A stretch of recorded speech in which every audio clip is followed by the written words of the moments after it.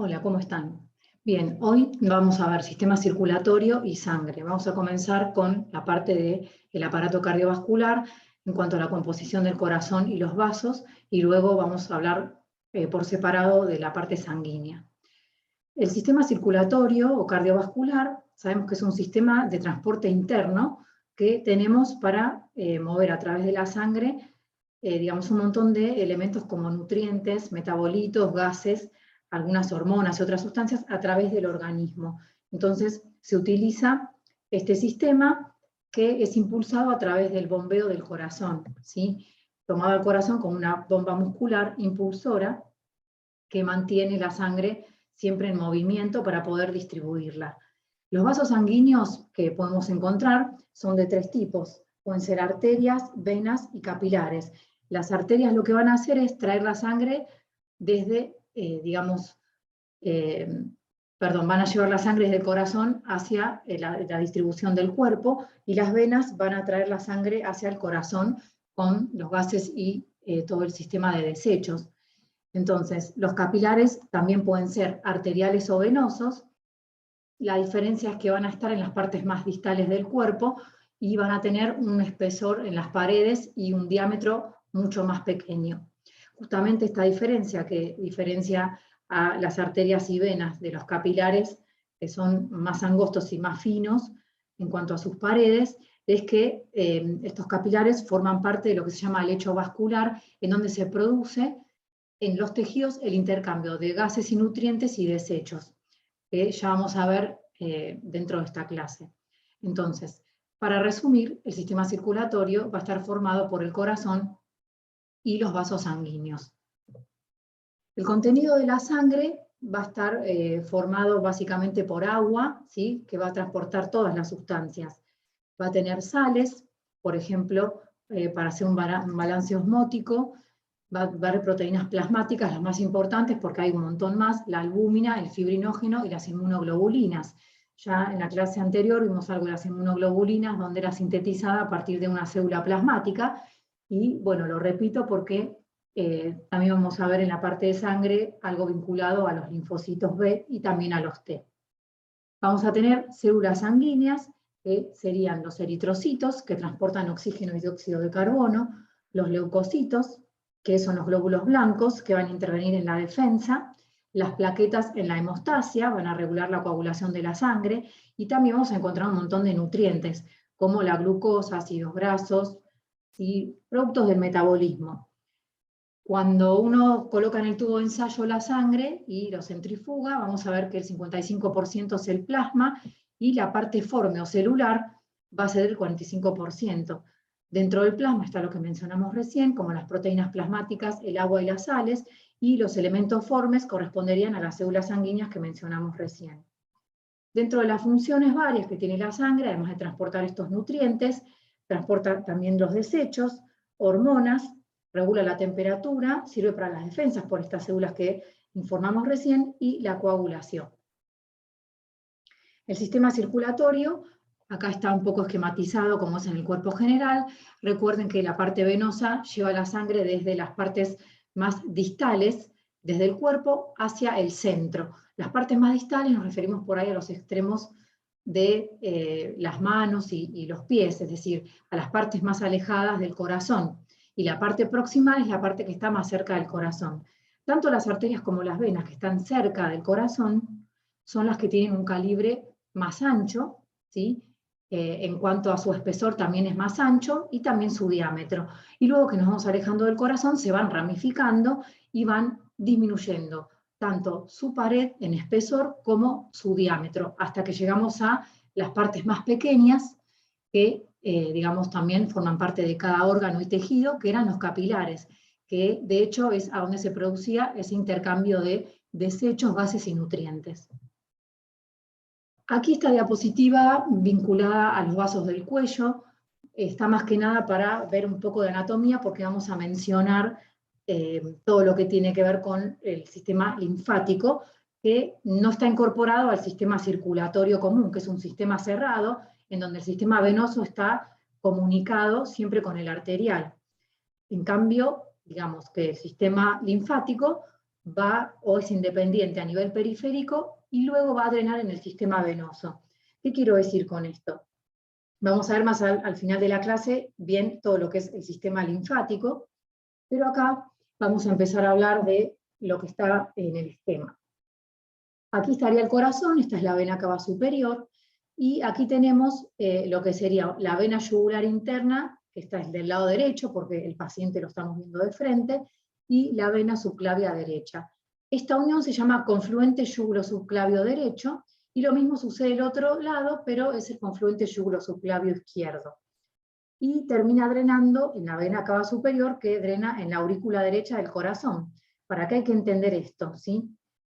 Para cuando veamos la parte linfática, que son los vasos que acá vemos en color verde, vamos a ver que la linfa que viene tanto de la parte de la cabeza del cuello como la parte inferior del cuerpo, va a drenar del lado derecho en un, digamos, conducto linfático derecho, o la gran vena linfática, que justo drena, o sea, la parte linfática o la linfa, va a drenar en el confluente yugulo-subclavio derecho. Y del lado izquierdo del cuerpo vamos a tener el conducto torácico o conducto linfático izquierdo, que va a drenar en el confluente yugulo-subclavio izquierdo. Es decir que, digamos, la parte linfática termina drenando en la parte venosa, y luego, al entrar al corazón, va la circulación de nuevo. Pero después vamos a ver cómo va el sistema linfático a nivel capilar, a ser independiente, y luego se une a este nivel de los grandes vasos. Pero esto quiero que quede claro para lo que viene al final de la clase. Aquí tenemos la aorta, con las arterias que distribuyen la sangre hacia el sector de cabeza y cuello, y luego el callado de la aorta, que va con la aorta descendente a distribuir la sangre hacia el resto del cuerpo. Los componentes del sistema circulatorio, desde el corazón, podemos arrancar de estos vasos grandes que habíamos comentado, como arterias elásticas, luego siguen arterias musculares o de distribución. Las elásticas son de conducción, debido a que, como son las que están cerca del corazón, por ejemplo la aorta, tienen en su pared bastante fibras elásticas, porque resisten a la sístole cuando el corazón bombea la sangre, ¿sí? Entonces, tiene que tenerse esta elasticidad para poder producir ese bombeo y esa conducción a través de ese impulso de la sangre hacia el resto de la parte distribuidora, ¿no? Que sería la parte vascular. Luego, cuando nos alejamos un poquito, tenemos arterias musculares o de distribución, que también tienen algo de fibras elásticas, pero también tienen más cantidad de fibras musculares, que ayudan también a distribuir. Las arteriolas un poco más pequeñas, y ya llegamos a los capilares. Como arrancamos del sector arterial, vamos a hablar que tenemos capilares arteriales, y luego se fusionan o se comunican con los capilares venosos. Los capilares venosos se fusionan y van a dar un capilar más grande, que son las vénulas, luego sigue por las venas pequeñas, medianas y grandes, hasta llegar al corazón. En este caso, partimos del corazón desde las arterias elásticas, por ejemplo la aorta, nos vamos alejando hacia las musculares, arteriolas y capilares, que son las más pequeñas de calibre, capilar arterial y venoso, y a este nivel estamos en los tejidos, ¿sí? A nivel de los capilares arteriales y venosos, y aquí, digamos que el capilar arterial produce una distribución de la entrega de nutrientes y oxígeno, y el metabolismo del tejido que está por fuera le devuelve al sistema de capilar venoso los desechos y el dióxido de carbono, que luego va a ir por las vénulas y las venas hasta el corazón. Aquí tenemos el trayecto de la sangre, y podemos aprovechar para distribuirlas en la circulación mayor y menor. Cuando hablamos de la circulación mayor, vamos a hablar de la sangre que sale del ventrículo izquierdo, va al resto del cuerpo, hace el intercambio, y lleva los desechos hacia la aurícula derecha. Luego vamos a hablar de la circulación menor, que va desde el ventrículo derecho, lleva la sangre con dióxido de carbono, se hace el intercambio gaseoso a nivel de los pulmones, y luego sale la sangre oxigenada por la vena pulmonar y llega hacia la aurícula izquierda, de manera que la circulación mayor va a ir del ventrículo izquierdo a la aurícula derecha, y la circulación menor o pulmonar va a ir desde el ventrículo derecho hacia la aurícula izquierda. Recuerden siempre que se va a producir el intercambio gaseoso. Las 4 cavidades cardíacas van a ser las 2 aurículas y los 2 ventrículos. La parte izquierda del corazón va a tener la parte oxigenada de la sangre, y la parte derecha va a tener la parte con carga oxigenada, digamos. Fíjense en el esquema del costado, que se produce como, digamos, se achican los vasos hasta capilar, y en cada órgano se va produciendo ese intercambio gaseoso, ¿sí? Donde se llevan nutrientes y luego se devuelven los desechos, que van a parar hacia aurícula derecha, y luego ventrículo derecho para salir, por un lado, a oxigenarse, y también, si es para eliminar desechos, a través del sistema renal o hepático. Bien, acá es para hablar un poquito de la circulación linfática, que habíamos comentado recién. Aquí se ve el corazón y se ve, por ejemplo, el intercambio gaseoso en el lecho capilar, en donde las células de los tejidos devuelven a la parte venosa el dióxido de carbono y adquieren el oxígeno. Y además adquieren nutrientes y también se llevan los desechos. Aquí afuera, donde está el tejido, tenemos el tejido, la parte intersticial, ¿sí? Que es el espacio intercelular, donde también son zonas de intercambio. Y todos los excesos de líquido y demás componentes de alto peso molecular, o proteínas o demás, que están fuera del sistema circulatorio cerrado, salen al intersticio. Entonces todo eso es drenado a través de los vasos linfáticos, que es la parte más distal, o donde se produce el intercambio a nivel de la parte circulatoria sanguínea.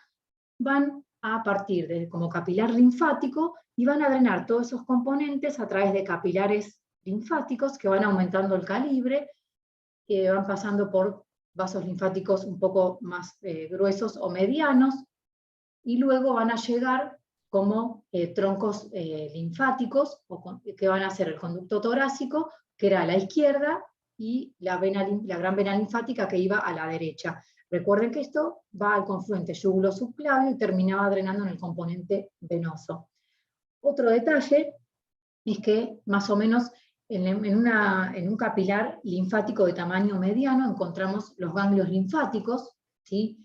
Que tienen una función de filtrado y de, digamos, defensa, porque ahí maduran algunos linfocitos y puede ser que encontremos algunos microorganismos. Por eso a veces ante algunas infecciones notamos algún ganglio inflamado, porque adentro de él se producen reacciones de defensa, ¿sí? Al mismo tiempo, tanto en los vasos capilares linfáticos como en los venosos, vamos a encontrar que hay hay válvulas, ¿sí?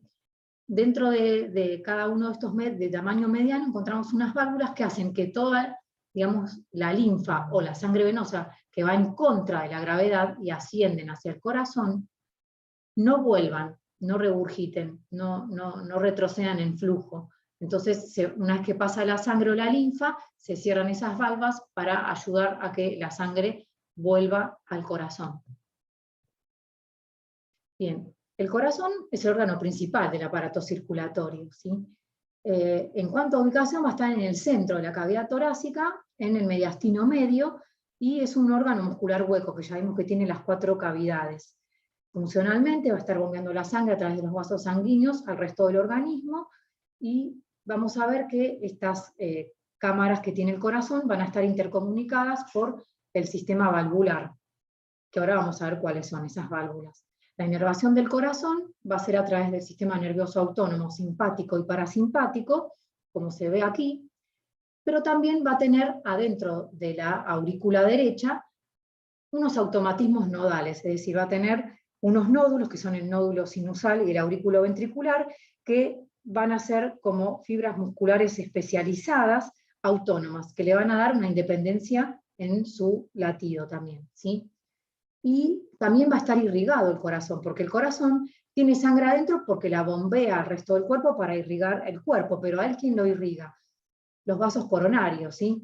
Las arterias coronarias, que justamente cuando se bloquean por alguna enfermedad cardíaca, por ateromatosis o demás, cuando se bloquean suele infartarse alguna parte del corazón, que es la que depende de ese brazo arterial, ¿no? Porque las arterias coronarias vienen de la arteria aorta, de sus ramas, y se van distribuyendo en la parte cardíaca. Bien, perdón, acá me faltó decirles la ubicación un poco del corazón, está en el centro a ambos lados de los pulmones, y está como sobre la parte diafragmática. Las cavidades entonces, vamos a tener la aurícula izquierda y el ventrículo izquierdo que van a traer la sangre oxigenada por las venas pulmonares desde el pulmón, va a pasar por la válvula mitral o bicuspidia hacia el ventrículo izquierdo y va a salir por la válvula aórtica hacia la aorta para distribuirse al resto del cuerpo, a la parte de cabeza y cuello y al resto del cuerpo. Cuando se produce el intercambio gaseoso, ¿sí?, a nivel más distal, la sangre vuelve, ingresa por la vena cava inferior y la vena cava superior hacia la aurícula derecha, luego de la aurícula derecha pasa al ventrículo derecho a través de la válvula tricuspidia, ¿sí?, o aurículo ventricular derecha, y luego la sangre sale hacia los pulmones atravesando la válvula pulmonar hacia las arterias pulmonares que llevan la sangre carboxigenada para, digamos, producir el intercambio gaseoso. Acá tenemos un corte horizontal de las aurículas y podemos ver la válvula tricuspidia con las 3 válvulas y la válvula mitral que tiene 2 válvulas, por eso es bicuspidia, ¿sí? Después vamos a ver también la forma de las 3 valvas de la arteria aorta y la de la arteria pulmonar. Esto está visto del lado auricular. Si lo vemos desde el lado ventricular, pero en un corte coronal, vamos a ver que las válvulas, ¿sí?, en este caso está dibujada la válvula tricuspidia o tricúspide, tiene algo que se llaman cuerdas tendinosas, que están como agarrados a los músculos papilares que se encuentran en el vértice de los ventrículos. Entonces, cuando se produce el traspaso de la sangre de la aurícula hacia los ventrículos, se produce la contracción de los músculos papilares que tiran de las cuerdas y evitan que esté cerrada esta válvula para que la sangre pueda pasar de la aurícula al ventrículo sin ningún inconveniente. El automatismo que le venía diciendo, aquí tenemos el nódulo sinusal en forma esquemática y el aurículo ventricular, de donde van a partir un haz de His y se va a bifurcar, ¿sí?, en una rama derecha e izquierda, y luego a nivel de, digamos ya de la pared cardíaca, se va a distribuir como red de Purkinje. Todo esto va a generar que el corazón tenga su automatismo, ya que a partir del nódulo auriculoventricular y parte del nódulo sinusal, que acá no se ve, pero también emiten otras ramificaciones hacia la aurícula izquierda, van a producir las contracciones autónomas o automáticas. Las capas del corazón, el corazón va a tener las capas del pericardio más externo, un miocardio donde tenemos el músculo cardíaco, y el endocardio que es el que da la cavidad cardíaca donde está la sangre. El pericardio va a tener 2 capas, el pericardio fibroso, ¿sí?, que es la capa mucho más externa, que está formada por tejido conectivo denso y regular, ¿sí?, tiene muchas fibras colágenas, y tiene un pericardio seroso que tiene 2 capas. Una capa parietal que está pegada con el fibroso, y una capa visceral que también se llama epicardio, que tiene como 3 subcapas. Entonces, este pericardio que está acá, tenemos el fibroso más externo, del tejido denso y regular, tenemos el pericardio seroso con las 2 capas. La capa parietal, que está por acá, que es un poco que se continúa con el pericardio fibroso, y que está formada por esta línea blanca, que es un mesotelio, que da a una cavidad, ¿sí?, está ahí en el medio, que es la cavidad pericárdica, y su otra capa, que está por acá, que es la capa visceral, que es el epicardio. Este epicardio también tiene otro mesotelio, igual que esta capa parietal. El mesotelio, recuérdense de la clase de tejido epitelial, que era una capa simple de células aplanadas apoyadas sobre una membrana basal, y digamos que esta capa ayuda a secretar parte del líquido del pericardio que está en esta cavidad, que es el que ayuda a que cuando el corazón está en sístole o diástole y modifica sus volúmenes, esto puede dar cierta fricción respecto al pericardio que lo contiene y al pericardio fibroso, ¿sí? Bien, entonces el pericardio seroso, en su capa visceral, va a tener el mesotelio, que también va a dar justamente a esta cavidad, y luego de ese mesotelio vamos a tener un submesotelio que es de tejido conectivo laxo, y por debajo de ese tejido conectivo laxo o submesotelio vamos a tener el subepicardio. El subepicardio va a estar pegadito a la capa media, que es el miocardio, y digamos que va a estar formado también por tejido conectivo y va a tener los vasos y los nervios coronarios, porque estos requieren que estar pegaditos a la parte miocárdica porque son los que le van a dar la inervación y la irrigación al músculo cardíaco, que es el que va a producir el trabajo de contracción. Pasamos entonces a la capa media, que es un músculo estriado cardíaco, que ya lo vamos a ver cuando veamos músculo en las próximas clases, y el endocardio, que también tiene 3 subcapas. Va a tener, esta es la cavidad cardíaca donde está la sangre, y esta primer parte, digamos, va a estar formada por el endotelio, que es una capa de células planas simples también que apoyan una membrana basal, un subendotelio, que es de tejido conectivo laxo también, y un subendocardio, ¿sí?, que es un tejido conectivo denso y regular, y va a tener vasos y nervios. Justamente las fibras nerviosas que van a pasar por el subendocardio van a ser las fibras de Purkinje que vimos distribuidas por aquí, ¿sí? Se van a distribuir a este nivel, bien por debajo del endocardio o a nivel del subendocardio. Recuerden entonces que a nivel del subepicardio, porque la capa visceral se llama epicardio, podemos encontrar los vasos y nervios coronarios. Y a nivel del subendocardio, que está por debajo del endotelio y del subendotelio, vamos a encontrar vasos y nervios, incluidas las fibras de Purkinje. En un corte del epicardio, justamente, vamos a ver que acá estaría la cavidad pericárdica, aquí tenemos el mesotelio, capa finita de células. En este espesor encontramos la parte submesotelial, con el tejido conectivo laxo, y luego ya ingresamos a todo lo que es la capa subepicárdica, ¿sí? Y acá justamente encontramos una arteria coronaria y un nervio, como habíamos visto en la diapositiva anterior. Y a nivel del endocardio, esta es la cavidad cardíaca, y aquí encontramos el endotelio, una capa subendotelial de tejido conectivo laxo, y una capa más fibrosa, bien pegadita al miocardio, que es el subendocardio, donde pasan las fibras de Purkinje. Vamos a hablar de macro y microcirculación, sin confundir con circulación mayor y menor, que lo vimos recién. Tanto cuando hablamos de la parte venosa como arterial, vamos a ver que digamos, las arterias y las venas que estaban cerca o próximas al corazón tenían un espesor y un calibre más grande, y cuando nos alejábamos disminuían en capas, en espesor, y también disminuía su calibre. Entonces vamos a tener arterias y venas de grande calibre, ¿sí? En el caso de las arterias, como soportan la presión sistólica, también se las llama a las de grande calibre elásticas, como la aorta, y van a tener en su espesor muchas capas de tejido elástico, que ahora vamos a ver. Las arterias también, las venas también tienen una capa elástica, pero no tan importante como sería la de las arterias grandes. Tenemos de mediano calibre, entonces se llaman venas medianas y arteria mediana o muscular, donde también tenemos en ambos casos tejido elástico y tejido muscular, pero va a empezar a, digamos, primar la parte muscular, que era la de distribución, ¿sí? Esta es la de conducción, esta es la de distribución. Perfecto. Y además, en las venas de mediano calibre, ya habíamos dicho que sucedía lo mismo en la parte linfática, tenemos las valvas o válvulas venosas, ¿sí? Para que la sangre, una vez que pase, no vuelva.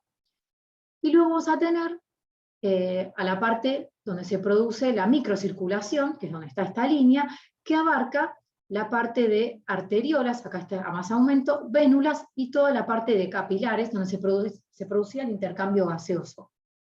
Generalmente, cuando llegamos a nivel capilar, digamos que las arterias y las venas en general tienen 3 capas, ¿sí? La más externa se llama túnica adventicia, que es de tejido conectivo, una capa media, que es de células musculares lisas, entremezcladas con fibras colágenas y elásticas, y una interna, que es el endotelio, que era una capa, digamos, de células planas que apoyan sobre la membrana basal, y un subendotelio.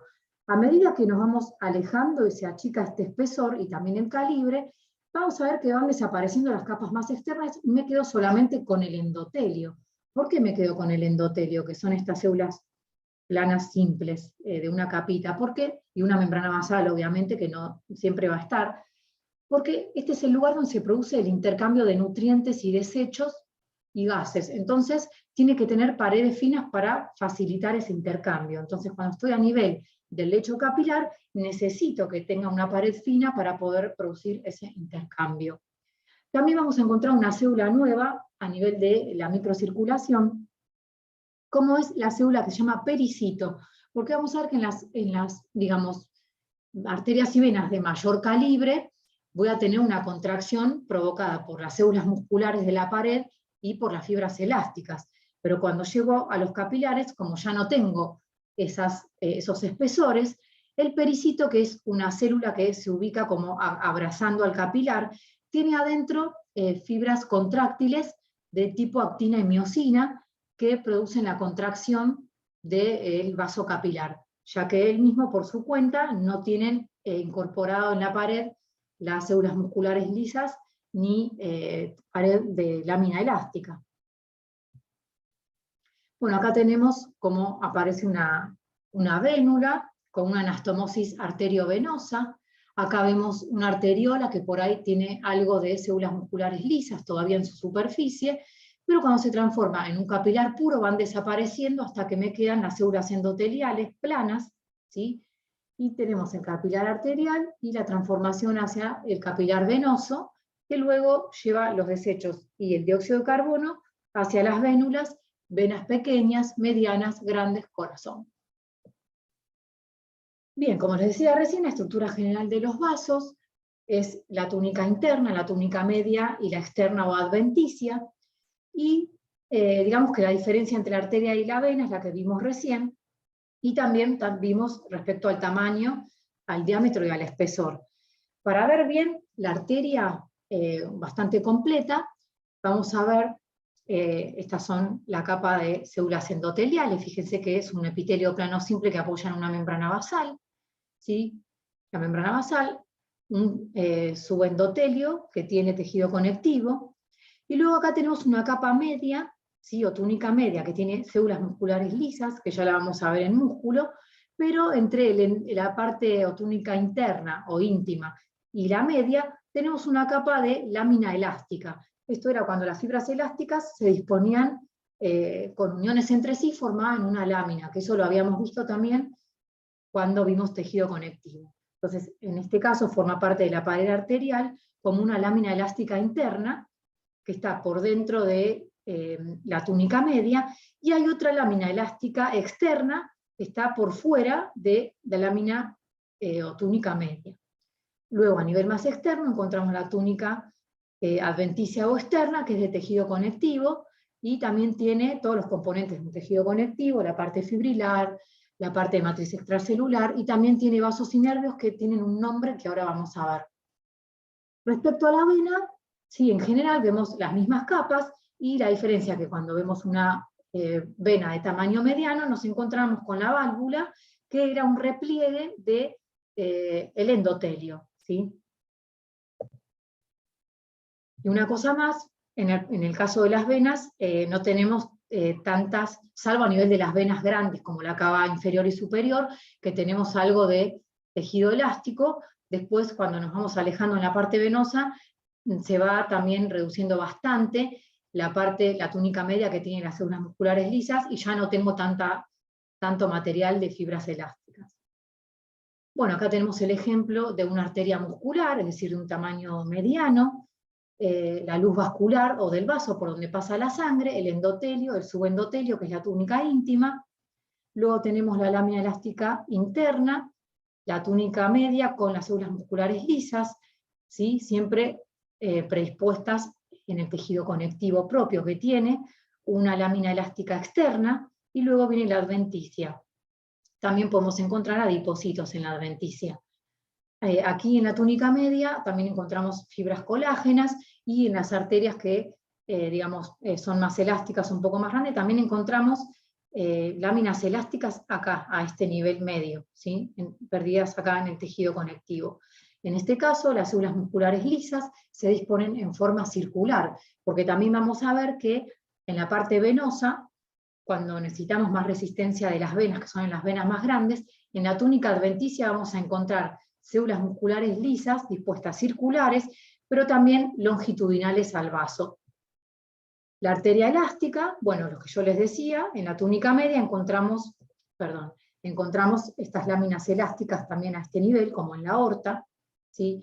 Acá tenemos los componentes de la túnica adventicia, donde encontramos nervios, vasos, fibroblastos, ¿sí? Fibras colágenas, un corte real de la aorta, la túnica íntima, todo este espesor de la túnica media, lo que vemos así como en forma serpenteante son las láminas o fibras elásticas, entremezcladas con células musculares lisas. Estos puntitos son los núcleos de las células musculares lisas, la túnica adventicia con su tejido conectivo, una arteria muscular, acá se aprecian mucho mejor con más aumento las fibras elásticas, ¿sí? Recuérdense que la hematoxina y eosina no las tenía en su mejor forma, sí con orceína, y la túnica adventicia con las fibras colágenas. Bueno, justamente un corte con orceína, ¿sí? De una arteria muscular, acá se ve digamos que es la lámina elástica interna, acá estaría la parte de la túnica íntima que no se ve tanto, la túnica media y la adventicia que también tiene fibras elásticas. Lo mismo más aumento para ver las fibras elásticas. En un corte sagital, las adventicias bien siempre por fuera, esta es la longitud del vaso, la túnica media con las células musculares lisas, y el endotelio con la capa de células planas, ¿sí? Simples. Y obviamente el contenido de esta arteria, en donde vemos algunos glóbulos blancos, y lo que está en color más rojo son glóbulos rojos. Bueno, yo les dije que, como el corazón también llevaba la sangre hacia los órganos, él se nutría, por ejemplo, a través de los vasos coronarios y se inervaba a través de otra inervación. Bueno, con los vasos pasa igual, son como canales de distribución de sangre, pero ¿quién los irriga a ellos? Bueno, ellos tienen vasos y nervios en su superficie. Algunos están en la parte más interna del subendotelio, y la mayoría se ubica en la túnica adventicia. Entonces van a tomar ciertos nombres. Si hablamos de los vasos, vamos a hablar de vasa vasorum, que son los vasos del vaso. Y si hablamos de los nervios que inervan a la arteria o a la vena, vamos a hablar de nervi vasorum, que son los nervios del vaso. Bueno, para introducir algo de patología, vamos a ver que cuando una persona consume también demasiadas grasas, el colesterol malo comienza a acumularse y el cuerpo en la defensa comienza a sacar el LDL de la circulación. Entonces, las células como los macrófagos que habíamos visto, ingresan al subendotelio, es decir, la capa de tejido conectivo que está por debajo del endotelio, y comienza a fagocitar estos lípidos, y se llenan, digamos, el citoplasma de estas células de la defensa con un montón de gotas lipídicas. Esto causa una reacción inflamatoria de lo que sería este subendotelio, y vamos a ver que empiezan como a confluir estas células y se forma como una capa que contiene estas células de la defensa, grasa, los lípidos, y van migrando algunas células musculares lisas, también las fibras colágenas y algunas elásticas van como encapsulando, y esto va aumentando de tamaño, entonces empuja el endotelio hacia la luz del vaso y se va cerrando la luz del vaso, ¿sí? También puede pasar que se rompa este endotelio y parte del lípido salga hacia afuera. Cuando esta capa del subendotelio se inflama y se llena de este contenido lipídico, se cierra y primero vamos a tener un aumento de presión. Y luego pueden pasar dos cosas, o que se rompa, o que también, sin romperse, oblitere esta zona y comiencen a formarse trombos, ¿sí? La formación de esta capa inflamatoria, que también es lipídica, se llama placa de ateroma, que también en el tiempo puede calcificarse, ¿sí? Bien. Acá estaríamos hablando ya de la parte venosa, que ya habíamos visto cómo estaba conformada, pero vamos a reiterar un poco algunas características que la diferencian con la arteria, que son que las paredes son más delgadas, que tienen la luz mucho más grande, y que al tener las paredes más delgadas, generalmente los cortes histológicos pueden aparecer colapsadas, no con la forma tan redondeada como tienen las arterias, que tienen más cantidad de fibras elásticas y tienen paredes más gruesas. Y otra cosa que tienen las venas es que en las arterias generalmente, sobre todo en las de tamaño grande y mediano o pequeñas, no tanto a nivel capilar, o arteriolas, se pueden ver en las arterias bien distinguidas las tres capas. En cambio, cuando voy a las venas, la diferencia entre la túnica adventicia, la media y la íntima no está tan delimitada de manera perfecta. Recuerden que las venas retornan la sangre desde la periferia hacia el corazón.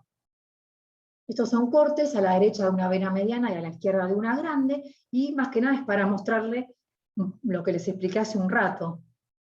Tenemos el endotelio, la túnica, el subendotelio, ¿sí? Formando la túnica íntima, la túnica media con las células musculares lisas de forma longitudinal, y acá tenemos también algunas células lisas dispuestas longitudinalmente, es decir, longitudinalmente van paralelas a la longitud del vaso, al sentido del vaso, y luego por fuera la adventicia con los componentes del conectivo.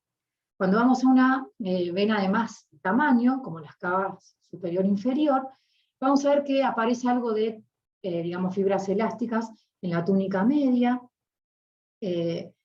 tiene una adventicia más ancha que la túnica media, y las fibras musculares lisas se disponen tanto en forma circular como en la parte de la adventicia, como en islotes de células musculares lisas longitudinales.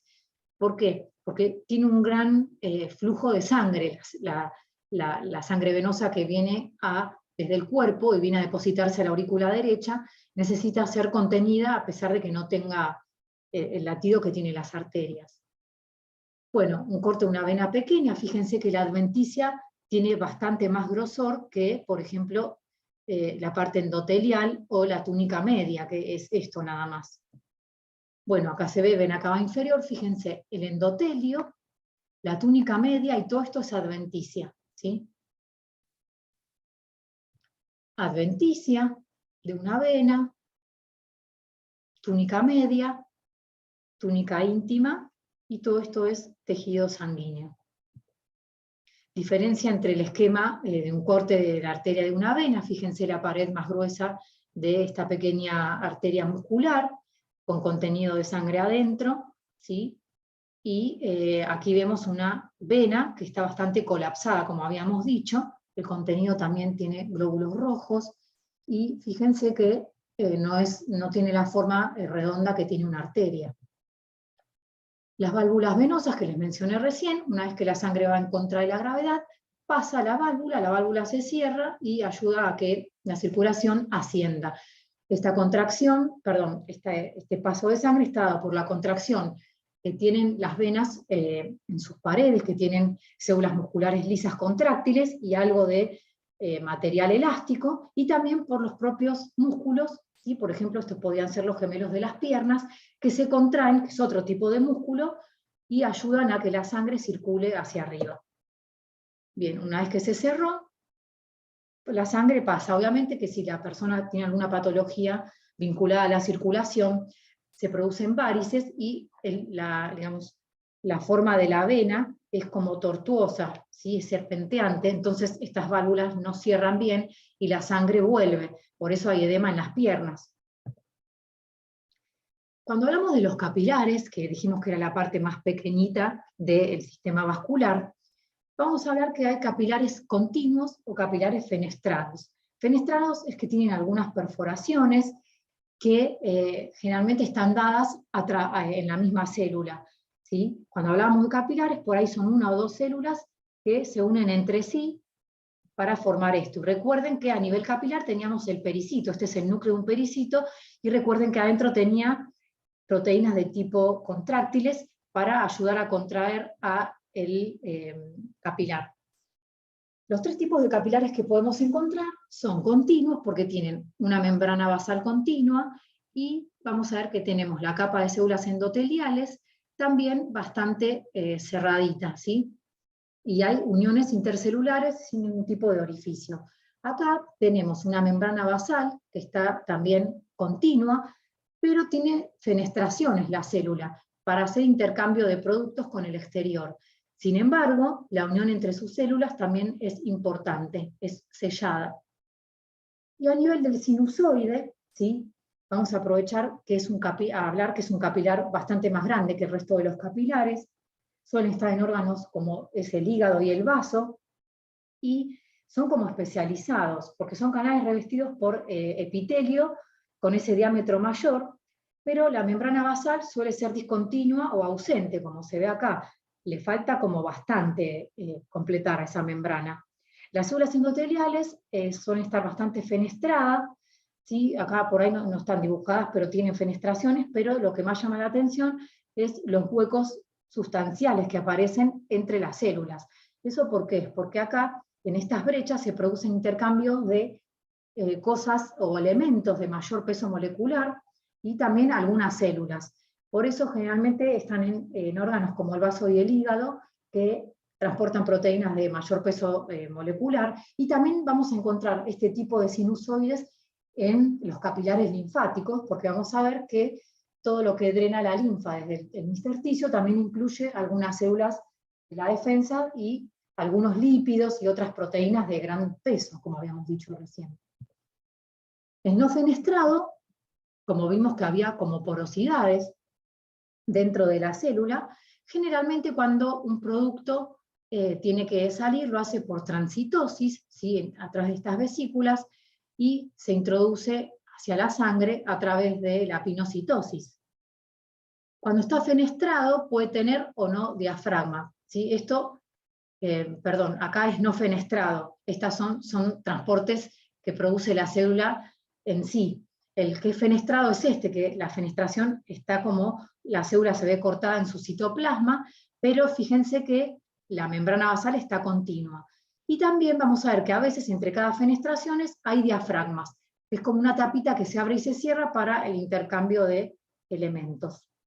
Y el sinusoide, vamos a ver que tiene discontinua la membrana basal y también la gran discontinuidad o porosidad que se produce a nivel de la célula endotelial, ¿sí? Por eso por acá pasan elementos más grandes, ¿sí? Como se ven acá, algún glóbulo rojo o de otras moléculas grandes. Bueno, esto es un poco lo que vimos recién del concepto de sinusoides. Acá vemos el esquema, ¿sí? Un capilar linfático y un capilar venoso con contenido de sangre. Fíjense que está compuesto solo por endotelio. Acá vemos el núcleo de la célula chata simple, que es una célula endotelial, apoyada en una membrana basal. Lo mismo en otro corte, vamos a ver que todo esto es el vaso. Vemos, fíjense, que prácticamente el espesor de un capilar promedio puede ser 7 micrómetros. ¿Por qué les digo esto? Porque a nivel capilar suelen pasar en fila de a un glóbulo rojo para hacer el intercambio gaseoso, porque el glóbulo rojo habíamos dicho que es el que transporta oxígeno y dióxido de carbono. Y como a este nivel se produce el intercambio gaseoso, fíjense que los glóbulos rojos suelen estar como en pila de monedas, que se llama, para el intercambio de gases a través del endotelio, ¿sí? Fíjense que acá tengo una célula endotelial y acá veo el núcleo de un pericito que está abrazando al endotelio. Bien, sistema circulatorio linfático, bueno, como lo habíamos dicho, estos capilares tienen un endotelio fenestrado y la membrana basal discontinua para estas células de mayor tamaño, también triglicéridos, y suele pasar muchos linfocitos porque acuérdense que en el trayecto de los vasos linfáticos de mediano calibre solemos tener ganglios linfáticos que son para la defensa, ¿sí? Acá se ven perfectas las fenestraciones, cómo ingresa el líquido desde el intersticio hacia el interior del vaso linfático y va ascendiendo, y acá una vez que pasa va cerrando la válvula. Acá era lo que yo les decía, estamos a nivel capilar. En el lecho capilar se produce la comunicación de los capilares arteriales con los capilares venosos, y todo lo que queda en el intersticio es drenado por los capilares linfáticos, que tienen un extremo ciego, ¿sí? No se comunican como el arterial y el venoso, que es un sistema cerrado. Están comunicados con el intersticio para ir drenando a partir de acá todos los componentes que mencionamos recién. Fíjense que algunos tienen como forma arrozariada, se dice, porque tiene como esta forma redondita y segmentada, para que vaya pasando la linfa en contra de la gravedad. El sistema linfático, además de tener órganos linfáticos, por ejemplo como el vaso o tejidos linfoides en diferentes partes del cuerpo, tiene los ganglios linfáticos y, al igual que el sistema circulatorio que mencionamos recién, va a tener capilares, vasos y los troncos principales que habíamos visto. Fíjense cómo se ven los grupos de ganglios linfáticos, ¿sí? Donde hay células de la defensa, que son los linfocitos. También puede haber microorganismos y algunas células presentadoras de antígeno, ¿sí? Y acá tenemos el corazón y el confluente yúgulo-subclavio derecho y el izquierdo con el conducto torácico y la gran vena linfática. Acá se ve mejor el conducto torácico que trae toda la linfa del sector inferior del cuerpo, y también, digamos que hay una dilatación que está a nivel abdominal, que se llama la cisterna de Pequet, en donde a través de algunos vasos linfáticos también se van, digamos, absorbiendo nutrientes del aparato digestivo y los vuelca al sistema venoso subclavio, yúgulo subclavio, ¿sí? Bien, o sea que también el sistema linfático a nivel intestinal sirve para absorber algunos nutrientes, eso hay que tenerlo en cuenta. Otras funciones también que tiene el sistema linfático es devolver entonces el líquido intersticial hacia la sangre y defender al cuerpo de algún patógeno, por lo que comentamos recién, ¿sí? Lo que muestra este esquema es un poquito lo que drena cada conducto o tronco principal linfático. El tronco principal linfático derecho es la gran vena linfática y va a estar drenando la linfa proveniente de la mitad derecha de la cabeza, del cuello, del tórax o del hemitórax derecho y del miembro superior derecho. Y todo el resto, que es la parte izquierda y todo miembro inferior, va a drenar en el conducto linfático, ¿sí? Perdón, en el gran conducto torácico.